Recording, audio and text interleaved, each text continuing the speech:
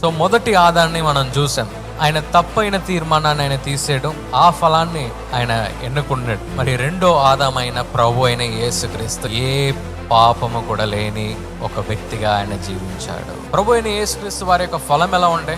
మరణంలో ఉన్న వారిని లేపాడు, వ్యాధిలో ఉన్న వారికి స్వస్థతనిచ్చాడు. ప్రభు అయిన యేసుక్రీస్తు ఎక్కడంతా వెళ్ళాడు, అక్కడంతా మేలే అయింది. మరి ప్రభు యొక్క ఫలాన్ని చూస్తే అది ఎంత ఫలం అంటే, మనం ఈ రోజు కూడా దేవుని యొక్క వాక్యాన్ని మనం చదువుతూ ఉన్నాం. 3.5 సంవత్సరంలో చేసిన ఆ సేవ ఈ రోజు వరకు కూడా ఇంకా బలంగా ఉందండి.